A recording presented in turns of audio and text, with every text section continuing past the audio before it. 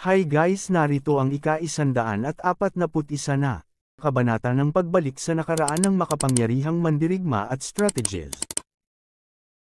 Bago tayo magsimula, maraming salamat kay at Mario Shavina sa pagbigay ng 50 spiritual stone. Tara at simula na natin ang kwento. Sumigaw ang ating bida at itinaas nito ang kanyang dalawang kamay habang naglalabas ng aura. Tumalisik ang babaeng ahas dahil sa ginawa ng ating bida. Bumagsak ang babaeng ahas sa lupa. Sabi nito, "Husband." Habang patuloy lang na naglalabas ng aura ang bida. Sabi pa ng babae, "Husband, you've had a breakthrough." Wika ng bida, "Well yeah. Ang dahilan ng aking pagbabalik sa sekta sa pagkakataong ito ay dahil nagkaroon ako ng tagumpay sa paglilinang. Hindi pa ako nakakapag-ulat. My lady, dapat kang bumalik muna sa yungib na mansyon. Pagkatapos kong magulat, hahanapin kita sa yungib na mansyon." Lumipad na ang ating bida pataas. Sabi ng babaeng ahas, "Hindi ko inaasahan. Ang aking asawa ay nagkaroon nga ng tagumpay. Hehe, kaya ang ibig mong sabihin ay ang aking asawa ay mas malakas na ngayon kaysa dati." Umalis na rin ang babaeng ahas. Sabi nito, "Kailangan ko munang bumalik at maghanda ng mabuti. Gusto kong maghanda ng isang piging para sa aking asawa." Pagpapatuloy, sumakit ang ulo ng ating bida. Habang lumilipad ito dahil sa babaeng ahas. Wika niya, "Mapanganib talaga ito. Mabuhay na ako ng napakaraming taon, ngunit halos ikompromiso ko na ang aking integridad." Saad ni Yuyan, "Haha, Nieli, ikaw na bata. Kanina lang, ang babaeng ahas na iyon ay may magandang pangangatawan. Bakit hindi mo sinamantala ang sitwasyon? Huwag kang mag-alala, hindi ko sasabihin kina Ziyun at sa iba pa. Sinasabi nila na ang mga babaeng miyembro ng angkan ng mga demonyo ay may iba't ibang anyo at sukat, na nakahihigit sa iyong mga pantasya." Wika ng bida, "Goddess sister, tigilan mo na ang pang-aasar sa akin." Tumawa si Yuyan. "Hahaha, saad nito, sige, hindi na kita bibiro pa. Pupunta na ba tayo sa Divine Flame Pool ngayon?" Wika ng bida, "Tama, sikat na ang Divine Flame Pool ay may napakamalakas na epekto. Sa hinaharap, ang dahilan kung bakit nasira ni Holy Son Liwo ang martial ancestor at naging acting patriarch ng Demon God Sect ay dahil nakuha niya ang mana ng Divine Flame Pool. Ngayon na nakita na natin ito, kailangan nating pigilan ito." Saad ni Yuyan, "Pero hindi ba nabukas na ang Divine Flame Pool?" Wika ng bida, "Ang Divine Flame Pool ay bukas sa loob ng 3 buwan. 1 buwan pa lang ang nakakalipas, at wala pang mga tsismis. Marahil ay hindi pa nakuha ni Holy Son Liwo ang mana sa loob pero malapit na." Saad ni Yuyan, "Kailangan nating samantalahin ang pagkakataon." Reaksyon ng bida, Habang patuloy silang lumilipad, sa kalaliman ng Fire Spirit Hall sa isang bundok. Saad ni Yuyan, "Ang pinakamalakas na aura ng apoy ay narito." Wika ng bida, "Hindi ko ito naramdaman mula sa malayo. Ang tila ordinaryong lambak na ito. Habang papalapit kami, may mga nakakatakot na nakakapasong aura ng apoy. Ang aurang ito ay pumipilipot sa kawalan, napakaganda at nakakatakot. Para itong isang alon na bumabagsak, halos matunot tayo." Saad ni Yuyan, "Ang aurang ito ng apoy ay talagang pambihira, narito ba ang Divine Flame Pool?" Wika ng bida, "Kailangan nating dumaan sa mga gwardya para makapunta doon. Medyo mahirap ito, kung magsisimula tayong makipaglaban, tiyak na aalerto nito ang ibang mga eksperto sa Fire Spirit Hall. Paano tayo papasok?" Nang may mapansin ang bida. Wika nito, "Ano ito, may tao?" Biglang may kumislap sa malayo. Sila iyon. May daladala itong mga kristal. Sabi nito na nagulat. "Miyaw." Wika ng bida, "Hoy, Kuya Tigre, anong ginagawa mo rito?" Pagtataka ng bida, "Ha? Ano iyan sa kamay mo?" Sabi ng leon, "Ito ang Fire Spirit Crystal na kailangan upang mapanatili ang Grand Array ng Divine Flame Pool. Sa pagkakataong ito, dahil sa presensya ng mga disipulo mula sa ibang mga hall, ang pagkonsumo ng fire spirit crystals ay mas mataas kaysa karaniwan. Nagpadala si Lord Xuanming ng mensahe na humihingi sa akin na maghatid ng mga fire spirit crystals. Dagdag pa ng leon, "By the way, Kuya Vermilion Snake, bakit ka nandito? Nasaan ang iyong ibang mga kaibigan?" Wika ng bida, matagal na akong hindi nakakabalik, lumabas lang ako para maglakad-lakad.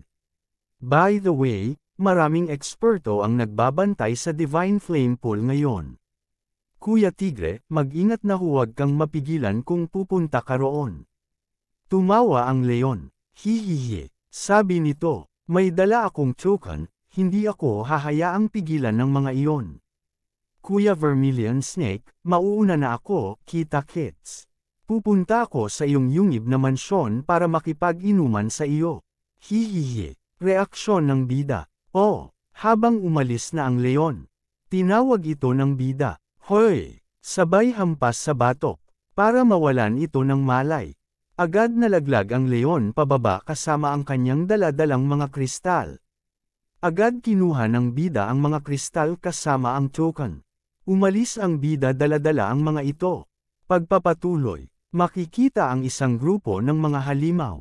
Nagtanong ang isa, "What do you do?" Wika ng bida, "Narito ako para maghatid ng fire spirit crystal sa utos ni Lord Xuanming." "Tignan nyo ito, mga kupal," sabi ng malaking halimaw. Sige na," wika ng bida, "Hehe, oo. Nagpatuloy na ang ating bida pababa. Nang makalabag na siya sa lupa, wika niya, ang aura ng apoy ay lalong umiinit. Ang init-init. Pinagmasdan niya ang paligid. May napansin siyang ilang mga pattern na nakaukit sa iba't ibang anggulo. Wika ng bida, "Ang nagkalat na aura ay kaya akong sugpuin." Hinawakan ito ni Yuyan habang nag-iisip. Saad ni Yuyan, "Ang kapangyarihan ng apoy na ito ay nakakaapekto sa akin. Ang aurang ito ng apoy ay tumutulong sa akin na gumaling." Biglang umilo ang kamay ni Yuyan. Laking gulat niya sa nangyari. Saad ni Yuyan, "Niali, nararamdaman kong ang kapangyarihan ng apoy sa katawan ko ay bumabalik." Habang umangat ang kasuotan nito, nagulat ang bida sa kanyang mga nasisilayan. Wika ng bida, Cough. "Sister Yuyan, hindi ba dapat mong bigyang pansin ang iyong anyo?" Biglang ibinaba ni Yuyan ang kanyang kasuotan. Saad nito, "Niali, saan ka nakatingin?" Wika ng bida, "Hihihi, Sister Yuyan, ito ay nasa labas pa lang ng Divine Flame Pool. Kung gusto mong maglinang, kailangan nating magmadali at pumasok sa loob." Saad ni Yuyan, "Tama, magmadali na tayong pumasok." Habang pumasok na ulit ito sa damit ng ating bida. Wika ng bida, "Tara na." Makalipas ang ilang sandali, nakapasok na ang ating bida sa pinakailalim. Habang pinagmamasdan niya ang kapaligiran. Wika ng bida, ang laki ng espasyo sa loob. Ang taas ng yungib na ito ay 250 talampakan. Ang taas ba ng bangin sa labas? Maraming pattern ng apoy dito. Mga fire spiritual crystals ba ito? Ang mga pattern na ito ay magkakaugnay sa pamamagitan ng fire spiritual crystals bilang mga node. Ano ang tinutulak nila sa akin? Nang may mapansin ang ating bida, nakita niya ang lawa na apoy. Wow! Ito ang pinagmumulan ng aura ng apoy. Sa sobrang laki ng whirlpool, ito ang pasukan sa Divine Flame Pool. Maraming layer ba ng mga barrier sa itaas? Ito ang resulta ng kapangyarihan na nabuga mula sa Divine Flame Pool. Imposible itong masira gamit ang brute force. Ibibigay ko ang fire spiritual crystal sa mga taong namamahala at titingnan ko kung paano ito gumagana. Sino ito? Kilala ko ba siya? Habang pinagmamasdan ng bida ang isang nilalang na naglalabas ng kulay red-violet na aura. Habang patuloy ang pag-agos ng Divine Flame Pool, ang isang nilalang naman ay patuloy rin ang paglabas ng kanyang aura. Sa isip ng bida, bakit nandito mismo si Xuanming?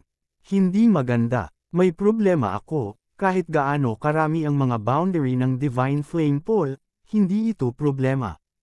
Pero si Xuanming na ito ang pinakawalang katuturang martial ancestor ng Demon God Sect. Ang ugali niya ay napakasama. Imposible na makapasok sa ilalim ng kanyang ilong. Noong nakaraan, halos mahuli niya ako sa Void Illusionary Divine Palace. Ang kanyang paglilinang ay tila medyo mas malakas kaysa noong nakaraan. Ano ang gagawin ko? Kahit na si Goddess Yuyan ay nakabawi na ng maraming lakas at kaya nang makipaglaban sa kanya. Walang paraan para makatakas kapag nahuli ang aking pagkatao dito. Nang may nagsalita, "Ha!" Napansin agad ito ng bida. Sabi ng Bochag, "Saan ka nanggaling?" Habang may ipinakitang anino, sa isip ng bida, may ilang malalakas na eksperto sa yungib na ito. Lahat sila ay nasa Dao of Dragon Realm. Tumawa ito, "Hihihi," wika ng bida, "narito ako para maghatid ng fire spiritual crystals."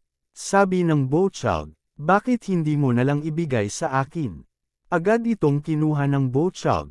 Sabi nito, "Lord Xuanming, dumating na ang fire spiritual crystals." Reaksyon ni Xuanming, "Ham." Habang umilo ang isa nitong mata, may lumabas dito ang parang kidlat na aura. Sabi ng Bochag, "Wow, ang tapang ng Lord." Sa isip ng bida, "Wow, hindi tama iyon.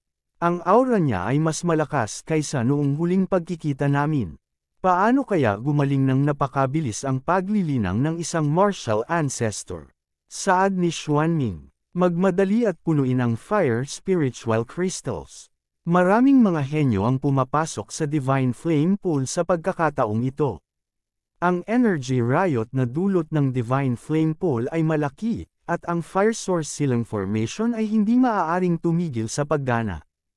Kung hindi, kapag ang enerhiya ng Divine Flame Pool ay natapon, ang buong Fire Spirit Hall natin ay masasaktan. Sabi ng Bochag, "Opo, samahan mo ako para punuin ang Fire Spiritual Crystals." "Papunta na," sabi pa ng Bochag. "Ikaw din." Tumawa lang ang ating bida. "Hihihi." Pinakalat ng Bochag ang mga kristal. Habang ganoon din ang gagawin ng dalawa pa. Pinagmamasdan ng bida ang mga kristal. Sabi ng Bochag, "Lahat, suriin ang Fire Spirit Crystal sa bawat node ng Fire Source Silang Heavenly Array. Kung may nakita kayong Fire Spirit Crystals na halos maubos na ang enerhiya, palitan ninyo ito ng bago, tiyaking maayos ang paggana ng Fire Source Silang Heavenly Array." Patuloy sa kanyang ginagawa ang Bochag. Nang may maisip ang bida, nagpanggap siyang gumagawa sa mga inuutos ng Bochag. Nang tinawag ni Yuyan ang ating bida, "Nieli," saad niya, "ano ang gagawin natin ngayon?" Wika ng bida, "Imposible ang pagpasok sa Divine Flame Pool ng palihim, kailangan nating pilitin ang pagpasok." Saad ni Yuyan, "Gusto mong pilitin ang pagpasok?" Wika ng bida, "Eksakto, pero una, kailangan nating humanap ng paraan para masira ang barrier na ito." Saad ni Yuyan, "Ang barrier na ito ay medyo malakas. Kahit na ang isang martial lord ay hindi ito mabilis na masisira. At higit pa rito ay may mga gwardya." Napaisip ang bida. Pinagmasdan niya ang paligid. Habang nakatingin ang bida, wika niya, "Doon, may paraan, kahit papaano. Magagamit natin ang Fire Source Silang Heavenly Array na ito." Ngumiti ang bida. Hinawakan niya ang mga kristal. May binago siya sa mga ito. Hatuluyan na sumama ang mga ito sa ginagawa ng Bochag. Saad ni Yuyan, "Anong ginagawa mo?" Wika ng bida. Ang Fire Source Silang Heavenly Array na ito ay isang top-level array na nagbabantay sa Divine Flame Pool at sumusupil sa aura ng apoy na lumalabas dito. Kung wala ang Fire Source Silang Heavenly Array na ito, libo-libong taon na ang nakakaraan, ang aura mula sa Divine Flame Pool ay kumalat sa malayo at malawak, na ginagawang isang sunog na lupa ang buong Fire Spirit Hall. Ngayon, sa pamamagitan ng pagpapalit ng Fire Spirit Crystals, bahagyang babaguhin ko ang mga inscription ng Fire Source Silang Heavenly Array. Gagawin kong buksan nito ang barrier ng Divine Flame Pool para sa atin. Masyado silang abala, kaya ang paggawa ng maliliit na pagbabago ay hindi mapapansin. Hehe, sa isip ni Yuyan. Ang batang ito na si Nieli ay marami ng alam. Napakaganda kung saan niya ito natutunan. Pagpapatuloy, habang nag-iisip si Xuanming, sabi nito, ang angkan ay matagal nang nagkukulong. Ang Great Elder ay nagbitiw na rin. Ang Demon God Sect ay kinokontrol na ngayon ni Feng Yu at ng ilan pa. Nakakatawa na ang marangal na Lord Xuanming ay kailangang sumunod sa utos ng isang babae. Sa isip ni Xuanming, sa kasamaang palad, noong huling pagbukas ng Void Illusionary Divine Palace, nawalan ako ng 30 taon na kapangyarihan. Sa pamamagitan lamang ng pagbukas ng Divine Flame Pool sa ibang Spirit Halls ay nakabawi ako ng ilan sa aking paglilinang. Pero sa pagkakataong ito nang mabuksan ang Divine Flame Pool, may kakaibang kaguluhan. Ang pinag-uusap ang kayamanan ay malapit ng lumitaw. Sabi nito, kung makuha ko ito, ang Fire Spirit Hall ko ang masusupol sa ibang mga major halls at magiging pinakamalakas na puwersa sa Demon God Sect. Pagkatapos ay tingnan natin kung paano mangangahas na maging mapagmataas sa harap ko ang babaeng iyon na si Feng Yu. Tumawa ito, hihihi, sabay may tinignan ito. Interesado akong malaman kung ano ang ginagawa ni Li Wu sa kanyang paglilinang sa loob. Napansin niya ang ating bida. Sabi nito, may ginagawa siya. Nagpalabas siya ng matinding aura. Sabay tawag sa ating bida. Bata, anong ginagawa mo? Napansin ito ng ibang mga nasa loob. Wika ng bida. Oh no, nahuli na ako. Wala nang pagpapanggap. Nagpatuloy ang ating bida sa kanyang ginagawa. Habang nag-react na ang mga ito. Sabi ni Xuanming, na isa-aktibo na ang buong Fire Source Silang Heaven Array. Paano mo nagawang manggulo mismo sa harapan ko, hinahanap mo ba ang kamatayan? Galit na galit si Xuanming at naglabas ng napakalakas na pressure. Naramdaman ito ng mga nilalang sa loob. Ganun din ang ating bida. Wika niya, kailangan ko ng magmadali. Kinontrol ng ating bida ang array na kanyang ginagawa. Go! Galit na sabi ni Xuanming. Gusto mo bang tumalon diretso sa Divine Flame Pool? Gusto mo bang mamatay? Inatake na nito ang ating bida. Gayunpaman, agad itong napansin ng ating bida. Makikita na papalapit na sa ating bida ang pag-atake ni Xuanming. Saad ni Yuyan, Nieli, tulungan kita. Wika ng bida. Hindi pa ito ang tamang oras para magpakita ka. Kaya ko ito. Patuloy na sinasalo ng bida ang pag-atake ni Xuanming. Habang nakataas ang kamay nito, agad itong may napansin. Anong angkan ang pinanggalingan ng batang ito?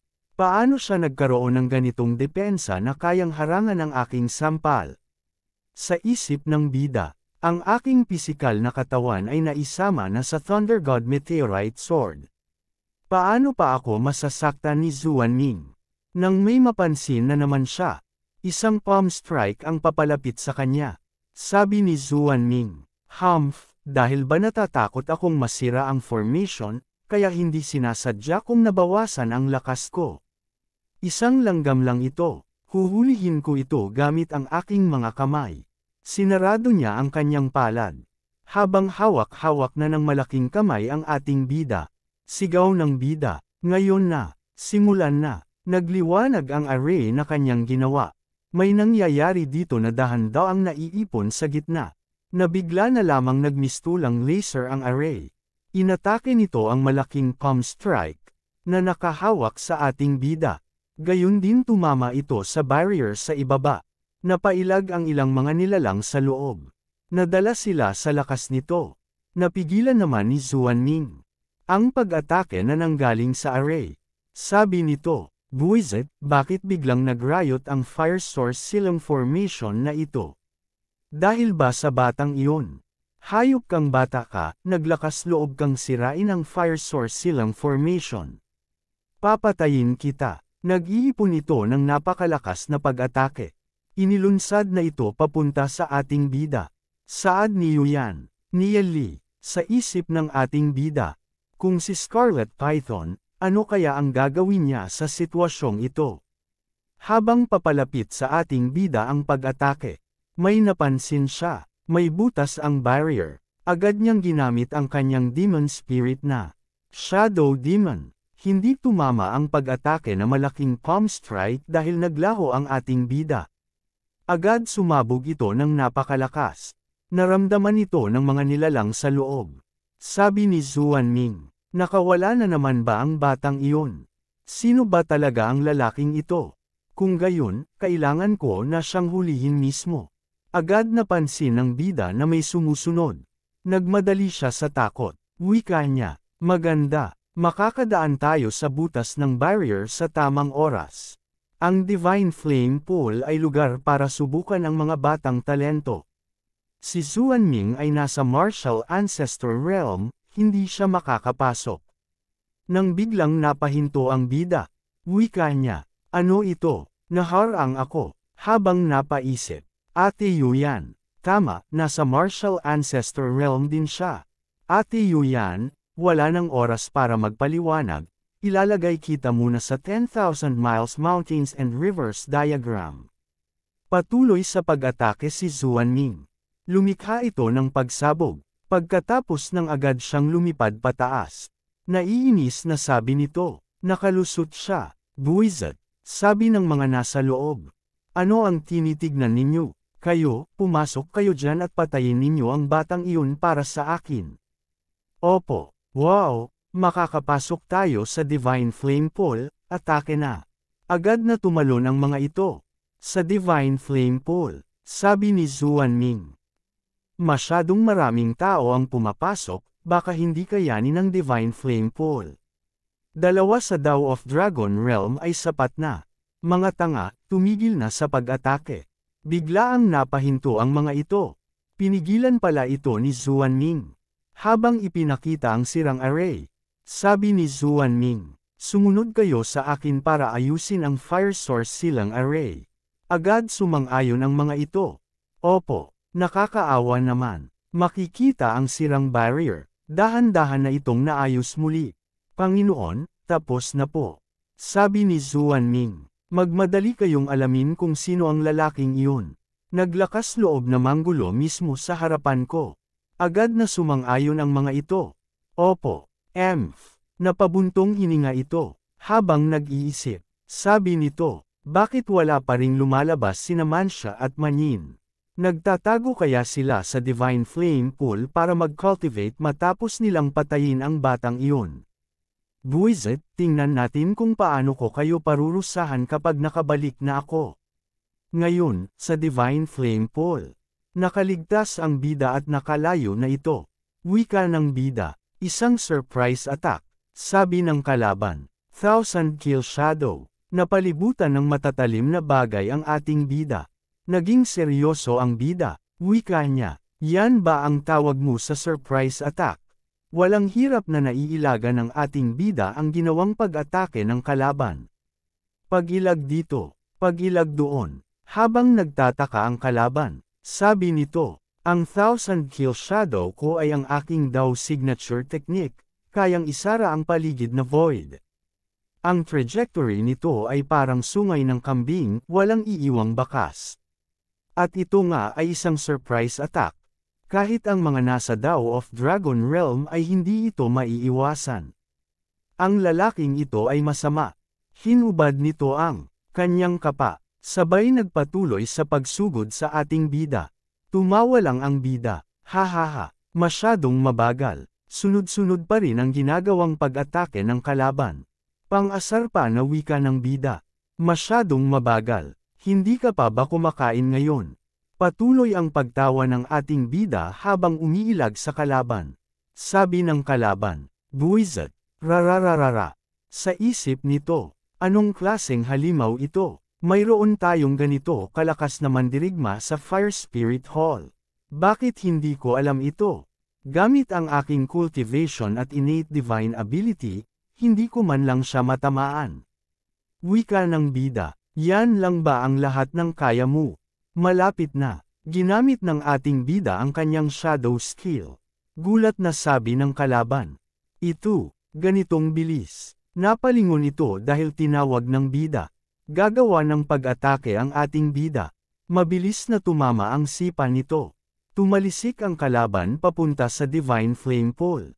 Wika ng bida. Salamat sa pag-unawa sa space sa loob ng maraming taon, kaya ko siyang naabutan. Mula sa iyong mga galaw, nakakuha rin ako ng ilang insights. Salamat. Bumubula ang flame pole. Nang biglang may lumabas dito.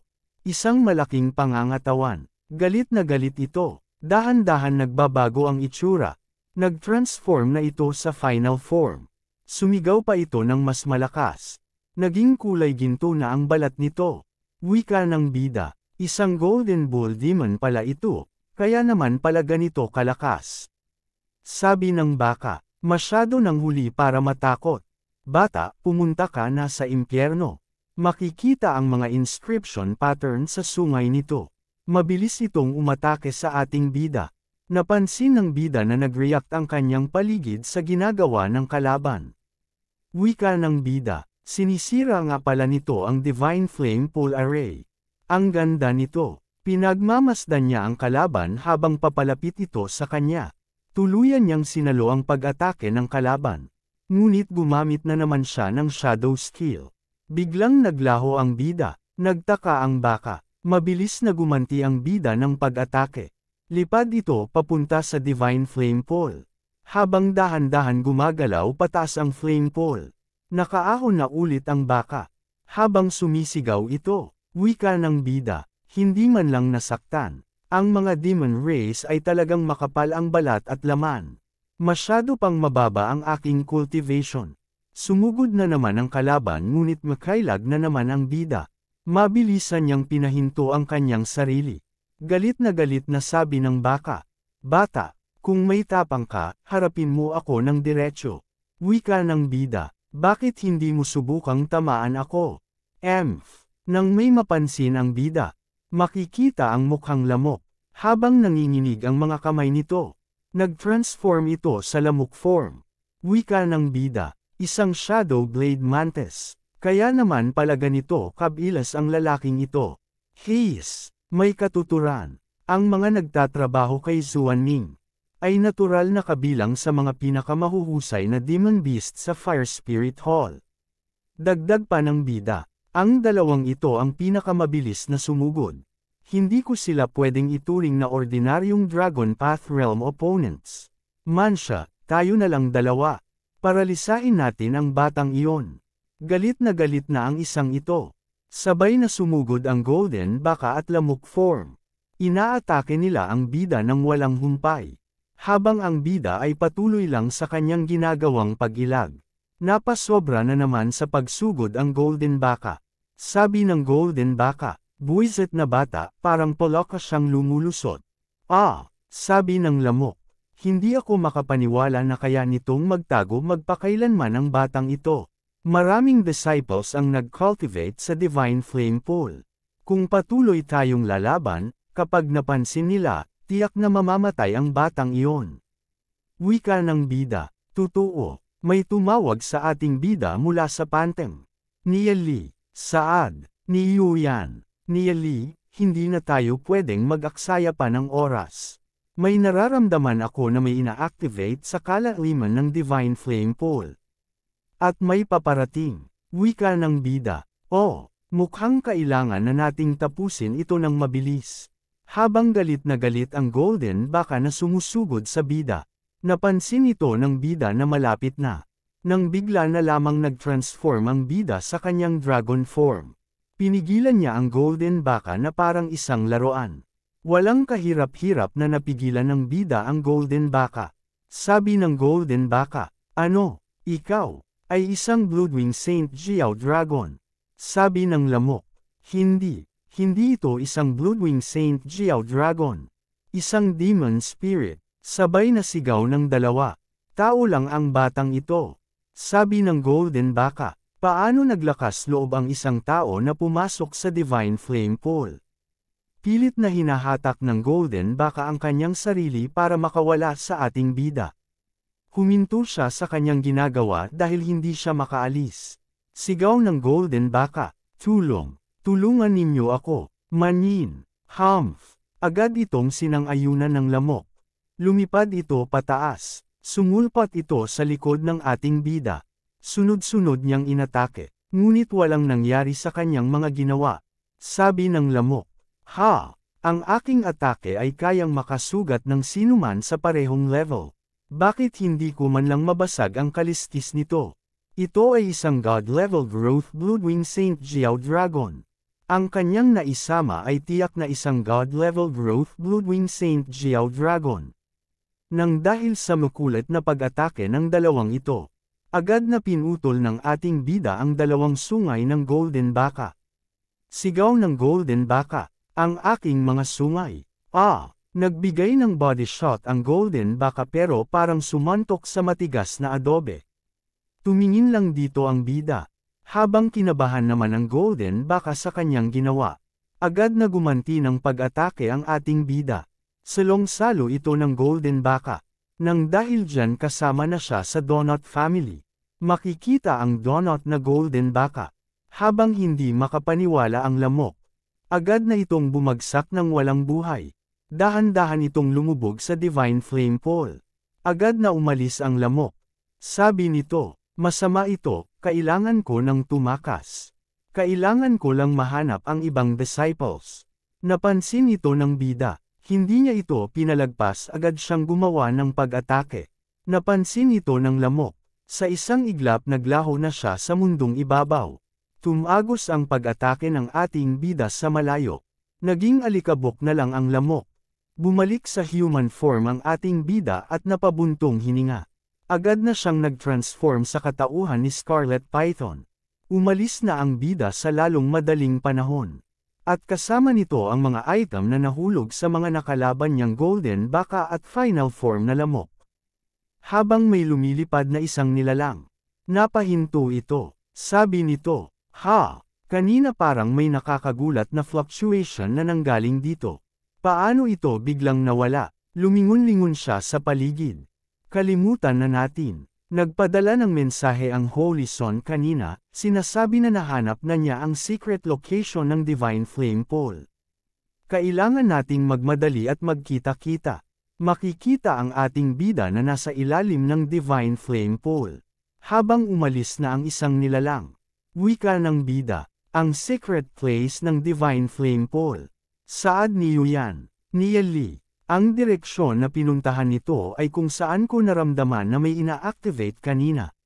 Sa direksyong iyon, isang napaka-nakakatakot na kapangyarihan ang nagigising. Reaksyon ng bida. Sa isip niya, kahit ang Goddess Sister ay nakakaramdam ng nakakatakot na kapangyarihan na ito, baka ito ang legacy na nakuha ng Holy Son of Divine Flame sa nakaraang buhay. Noong nakaraang buhay, nakuha ng banal na anak na si Li Wo ang pamana ng banal na lawan ng apoy, at nagising ang kanyang ninunong kaluluwang apoy. Pagkatapos ay agad siyang sumulong sa kaharian ng martial na ninuno, na naging tunay na unang tagapagmana ng sekta ng Diablo. Pagkatapos noon ay sinakop niya si Muta at naging kumikilos na pinuno ng sekta ng Diablo.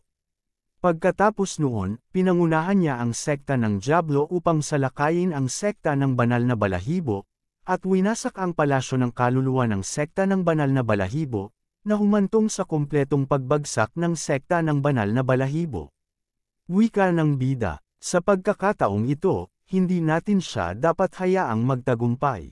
Patuloy na ginamit ng bida ang kanyang shadow skill, habang sumusunod sa nilalang na ito. Sa labas ng banal na lawan ng apoy, habang patuloy na nagsasanay si Zuan Ming. Nakapikit ito, dahan-dahan niyang minulat ang kanyang mga mata.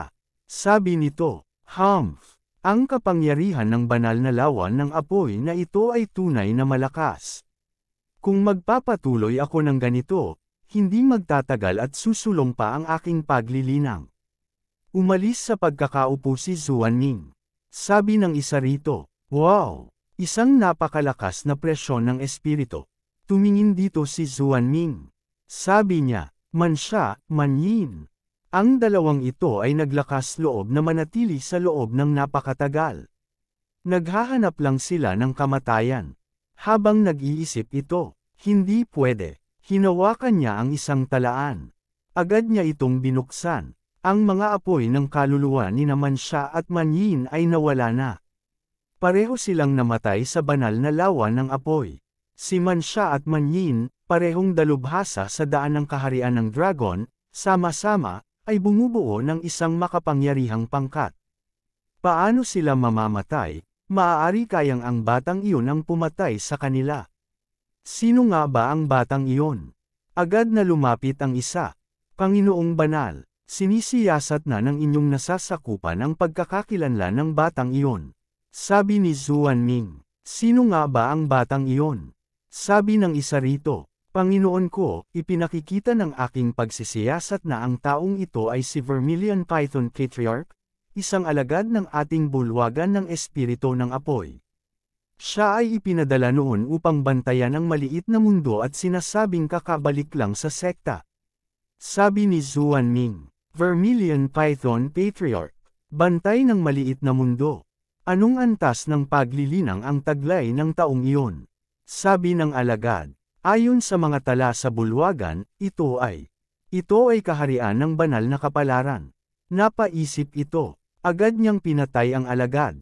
Lumapag ito sa lupa. Takot na takot ang mga nilalang. Sabi ni Zuanming, inaakala mo ba akong tanga, isang alipin ng kaharian ng banal na kapalaran? Paano siya posibleng umakyat sa ganyang antas sa pamamagitan lamang ng pagpunta sa maliit na mundo? Walang silbi. Hindi ako naniniwalang ang batang iyon ay mananatili roon magpakailanman. Kapag natapos na ang pamana ng banal na lawa ng apoy, lahat ay kailangang lumabas. Sa panahong iyon, babalatan ko siya, huhugutan ang kanyang mga litid, at puputulan ang kanyang katawan. Habang patuloy ang ating bida na sumusunod sa isang nilalang. Patuloy na lumilipad ang isang nilalang. Sumusunod lang ang ating bida kahit saan ito pumunta. Sa loob ng painting makikita ang oras na pumapasok. Sa isip ni Yuyan, si Niali ay kasalukuyang sumisipsip ng kapangyarihan ng apoy mula sa banal na lawa ng apoy. Ang kapangyarihang ito ay napakadalisay at espesyal. Habang si Niali ay lumalapit sa gitna, ito ay nagiging mas matindi rin. Habang kumakain din si Jinda sa mga aura na nakukuha ni Yuyan. At the same time, Niali is quietly absorbing the sparse flame power around him. Sa isip ng bida habang nakatago, ang aura ng banal na lawa ng apoy na ito, ay parang magma. Ang bawat paa at kamay at buto ay nasusunog. Sinasabi na ang banal na lawa ng apoy ay naglalaman ng bakas ng kapangyarihan ng ninunong pinagmulan, na maaaring buhayin ang pinakamatandang kapangyarihan sa mga linya ng dugo ng mga lahi ng demonyo at mga espiritu. Subukan natin ito. Agad na gumanti ang kaharian ng kaluluwa ng ating bida. Bakas ng kapangyarihan ng ninunong pinagmulan. Tunay na pambihira. Makikita ang reaksyon ng tatlong espiritu ng ating bida. Nagliwanag ang mga ito. Nang lumiwanag pa, Niali, daan ng dragon, ika-4 na kaharian. Noong una, ang aking paglilinang ay natigil sa mga unang yugto ng daan ng kaharian ng dragon. Ngayon, sa ilalim ng kapangyarihan ng banal na lawa ng apoy na ito, ako ay talagang sumulong sa kalagitnaan ng ika-4 na kaharian ng daan ng dragon sa isang iglap. Hindi kataka-taka na si Panginoong Zuanming mismo ay nananatili rito. Ang kapangyarihan ng banal na lawa ng apoy na ito ay hindi lamang maaaring buhayin ang sinaunang kapangyarihan sa loob ng mga katawan ng espiritu kundi maaari ding palakasin ang dagat ng kaluluwa. Sa loob ng painting, may mararamdaman na malakas na presyon. Sabi ng maliit na ulap. Wow! Ano iyon? Ang batang ito ay sumulong na naman. Kung magpapatuloy ito, ang Myriad Mountains and River painting ay magiging ganap na nasa ilalim ng kanyang kontrol. Natatakot ako na kahit ang Void Illusory Palace ay hindi ako kayang protektahan. Mukhang nag-aalala. Nakita niya si Yuyan. Kung walang paraan, kukunin ko na lang ang taong ito. Maghintay tayo at tingnan kung may pagkakataon pa. Agad na naglaho ang maliit na ulap. Napansin ito ni Jinda, ngunit binaliwala rin ito. Nagpatuloy siya sa pagkain ng mga ora. Banal na lawa ng apoy. Patuloy na lumilipad ang isa rito. Patuloy rin na sumusunod ang bida. Sa isip ng bida, bakit biglang lumakas ang kapangyarihan ng mga apoy? Ilang beses na mas malakas, ang aking buhok ay halos masunog na. Ano iyon? Sa kalawakan ng banal na lawa ng apoy, may makikitang maliit na isla. Sa baba nito, ang masasamang bulwagan ng kahoy ng sekta ng Diablo ay nagpadala ng napakaraming dalubhasa. Ang pinakamahina ay tila nasa kaharian ng banal na bituin, karamihan sa kanila ay nasa daan ng kaharian ng dragon. Ilang alagad mula sa iba't ibang bulwagan ay nakatayo sa tabi-tabi. Napakaraming batang dalubhasa, sa sandaling lumaki sila, ay hindi maiiwasang bumuo ng isang nakakatakot na puwersa ng pakikipaglaban. Noong nakaraang buhay, ang sekta ng Diablo sa pamumuno ng banal na anak na si Liwo ay isa-isang inalis ang 6 na pangunahing sekta ng Diyos. Kahit ang pinakamalakas, ang sekta ng Langit Apoy, ay nagdusa rin ng malubha, hindi kayang magbigay ng maraming suporta. Kailangan kong labanan ang banal na emperador at ang 6 na hayop na Diyos ng mag-isa. Sa pagkakataong ito, dapat kong samantalahin ang pagkakataong ito upang pahinain ang kapangyarihan ng sekta ng Diablo, hindi ko dapat hayaang bumangon ulit sila. Lumapit ng kaunti, dapat kong tingnan kung narito si Liwo. Ipinakita si Wuyazi, sa isip ng bida. Wuyazi, hindi ako makapaniwala na nakasalubong ko siya rito, isang makitid na daan para sa mga kaaway. Well, siya ay isang henyo ng bulwagan ng espiritu ng tubig, isang miyembro ng angka ng mga banal na hayop na rakon na demonyo. Likas na karapat-dapat siya sa banal na lawan ng apoy. Ang mga tao sa paligid niya ay ang mga henyo ng bulwagan ng espiritu ng tubig. Medyo maraming tao, bumaba na ang sinusundan ng ating bida. Napansin ito ng ibang nilalang. Galit ang mga ito. Habang nagtataka naman ang isa rito, ganun din ang ating bida. Kung ano-ano ang pinagsasabihan ng mga nakabalibot sa kanya. Ang isa ay hinayla, na siya, patuloy ang paghila sa isa rito. Sa isip ng bida, ano ang ginagawa ng mga taong iyon? Galit na galit ang mga ito. Dahil sa mga galit ng mga ito nagsimula na silang maglaban-laban. Sa isip ng bida, ano ang nangyayari? Sumisigaw at pagkatapos ay biglang nag-aaway. Ang mga miyembro ng angka ng demonyo ay pawang mga nangungunang henyo ng sekta ng Diablo. Lahat sila ay mukhang pambihira. Ang sekta ng Diablo ay gumagana sa isang tuntunin, ang malalakas ay nang-aapi sa mga mahina. Ang kompetisyon sa loob ng sekta ng Diablo ay mas matindi kaysa sa 6 na dakilang sekta ng Diyos. Ang mga dalubhasa na lumilitaw mula rito ay hindi lamang pambihira sa talento kundi walang awa rin. Ang pagpapahintulot sa kanila na lumaki ay magiging isang banta sa 6 na dakilang sekta ng Diyos. Dapat silang alisin dito, gayunpaman, tila sila ay nagpipigil, hindi sinusubukang patayin ang isa't isa. Ano nga ba ang ginagawa nila? Isang sandali mamaya, nahinto na ang labanan. Habang nakatayo pa rin ang sinusundan ng ating bida, naglakad sila malapit sa banal na lawan ng apoy. Ang kasamahan nito ay may kinontrol na isang sasakyan. Dahan-dahan itong lumapit sa kanila. Agad na rin silang sumakay dito. Nagsimula ng gumamit ng handsail ang sinusundan ng ating bida. Wika ng bida. Oh, umalis na sila. Sa isip ng bida, pagtawid sa gintong dagat ang nakikita ko. Ang gintong dagat sa harap natin ay naglalaman ng aura ng apoy na 10 beses na mas malakas kaysa sa banal na lawa ng apoy. Gusto ng mga alagad na tawirin ito, gayunpaman, sa mga kondisyong ito, sila ay masusunog hanggang sa mamatay sa loob ng maikling panahon. Ang mga kayamanan ng apoy na grado 7 pataas lamang ang makakatiis sa pagsusunog ng gintong dagat na ito. Gayunpaman, hindi madaling buhayin ang mga kayamanan ng apoy na grado 7 pataas. Para sa mga ordinaryong nagsasanay, ginagamit lamang ito upang mapalakas ang kanilang pag-atake.